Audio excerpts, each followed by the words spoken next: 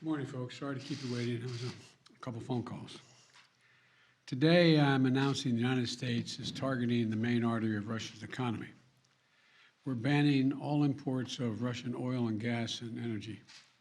That means Russian oil will no longer be acceptable at U.S. ports, and the American people will deal another powerful blow to Putin's war machine.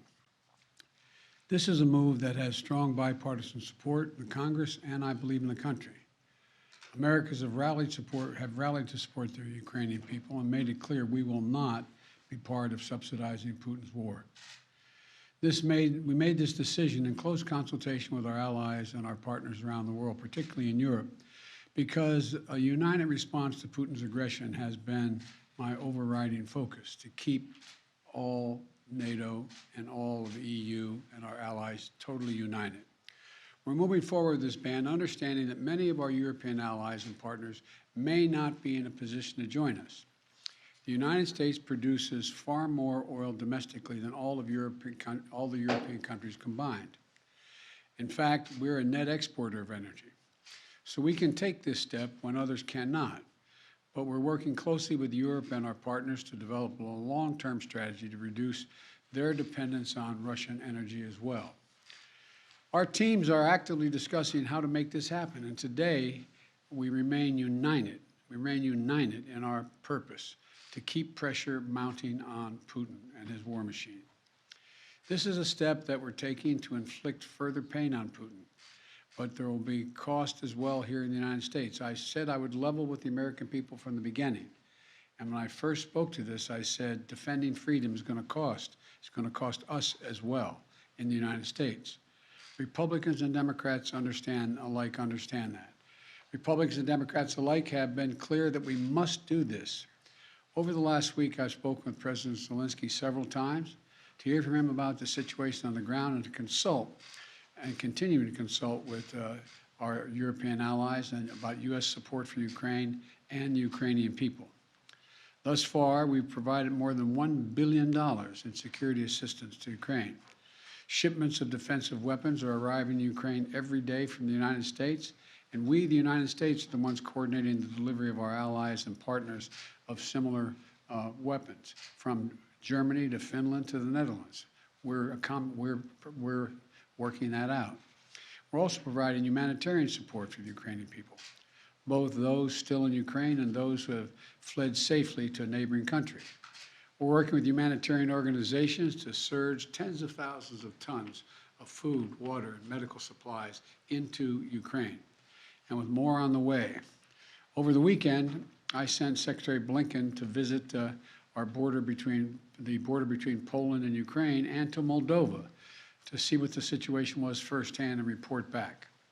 General Milley, Chairman of the Joint Chiefs of Staff of our Defense Department, was also in Europe, meeting with his counterparts and allies on NATO's eastern flank to reassure them, those countries bordering Russia, NATO countries, that we will keep our NATO commitment, the sacred commitment of Article 5. The Vice President Harris is going to be traveling to meet with our allies in Poland and Romania later this week as well. I've made it clear that the United States will share in the responsibility of caring for the refugees so the costs do not fall entirely on the European countries bordering Ukraine. And yesterday I spoke with my counterparts in France, Germany, and the United Kingdom about Russia's escalating violence against Ukraine and the steps that we're going to take together with our allies and partners around the world to respond to this aggression. We are enforcing the most significant package of economic sanctions in history, and it's causing significant damage to Russia's economy. It has caused Russian economy to, frankly, crater. The Russian ruble is now down to 50%, by 50% since Putin's announced his war. 1 ruble is now worth less than 1 American penny. 1 ruble is less than 1 American penny. And we're preventing Russia's central bank from propping up the ruble and to keep its value up. They're not going to be able to do that now. We cut Russia's largest banks from the international financial system, and it has crippled their ability to do business with the rest of the world. In addition, we're choking off Russia's access to technology like semiconductors and sap its economic strength and weaken its military for years to come. Major companies are pulling out of Russia entirely without even being asked, not by us. Over the weekend, Visa, MasterCard, American Express, they all suspended their services in Russia, all of them, joining a growing list of American and global companies from Ford to Nike to Apple. They've suspended their operations in Russia. The U.S. Stock Exchange has halted trading of many Russian securities. And the private sector is united against Russia's vicious war of choice. The U.S. Department of Justice has assembled a dedicated task force to go after the crimes of Russian oligarchs. And we're joining with our European allies to find and seize their yachts, their luxury apartments, their private jets, and all their ill-begotten gains to make sure that they share in the pain of Putin's war. These, by the way, are giant yachts. You've put some of them in your press. I mean, some of them are, I think I read one was over 400 feet long. I mean, this is worth hundreds of millions of dollars. The decision today is not without cost here at home. Putin's war is already hurting American families at the gas pump. Since Putin began his military buildup on Ukrainian borders, just since then, the price of the gas at the pump in America went up 75 cents. And with this action, it's going to go up further. I'm going to do everything I can to minimize Putin's price hike here at home. In coordination with our partners, we've already announced that we're releasing 60 million barrels of oil from our joint oil reserves. Half of that, 30 million, is coming from the United States. And we're taking steps to ensure the reliable supply of global energy. We're also going to keep working with every tool at our disposal to protect American families and businesses. Now, let me say this. To the oil and gas companies and to the finance firms that back them, we understand Putin's war against the people of Ukraine is causing prices to rise. We get that. That's self-evident. But, it's no excuse to exercise excessive price increases or padding profits or any kind of effort to exploit this situation or American consumers, exploit them. Russia's aggression is costing us all, and it's no time for profiteering or price gouging.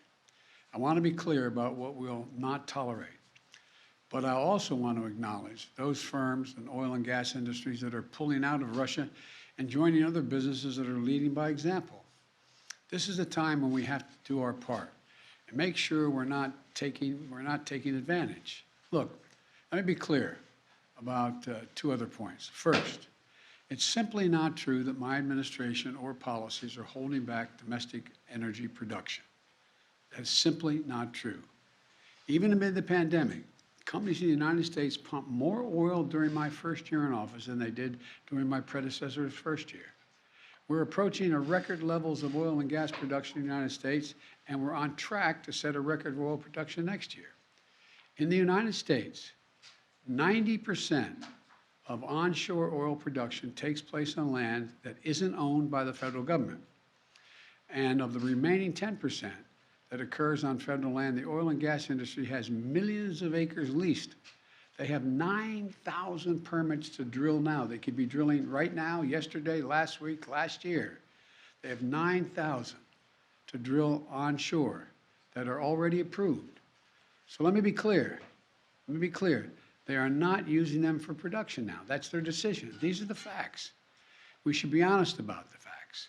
Second, this crisis is a stark reminder to protect our economy over the long term, we need to become energy independent. I've had numerous conversations over the last 3 months with our European friends of how they have to wean themselves off of Russian oil. It's just not tenable. It should motivate us to accelerate the transition to clean energy. This is a perspective that our European allies share, and the future where together we can achieve greater independence. Loosening environmental regulations or pulling back clean energy investment will not lower energy prices for families. But transforming our economy to run on electric vehicles powered by clean energy with tax credits to help American families winterize their homes and use less energy, that will help. And if we do what we can, it will mean that no one has to worry about the price of the gas pump in the future. That'll mean tyrants like Putin won't be able to use fossil fuels as weapons against other nations. And it will make America a world leader, manufacturing and exporting clean energy technologies of the future to countries all around the world. This is the goal we should be racing toward. Over the last 2 weeks, the Ukrainian people have inspired the world, and I mean that in a literal sense. They've inspired the world with their bravery, their patriotism, their defiant determination to live free. Putin's war has caused enormous suffering and needless loss of life from women, children, everyone in Ukraine. Both Ukraine and, I might add, Russians. Ukrainian leaders, as well as leaders around the world, have repeatedly called for a ceasefire, for humanitarian relief, for real diplomacy. But Putin seems determined to continue on his murderous path, no matter the cost. Putin's now targeting cities and has been targeting cities and civilians, schools, hospitals, apartment buildings. Last week, he attacked the largest nuclear power plant in Europe with an apparent disregard for the potential of triggering a nuclear meltdown. He has already turned 2 million Ukrainians into refugees. Russia may continue to grind out its advance at a horrible price, but this much is already clear. Ukraine will never be a victory for Putin. Putin may be able to take a city, but he'll never be able to hold the country.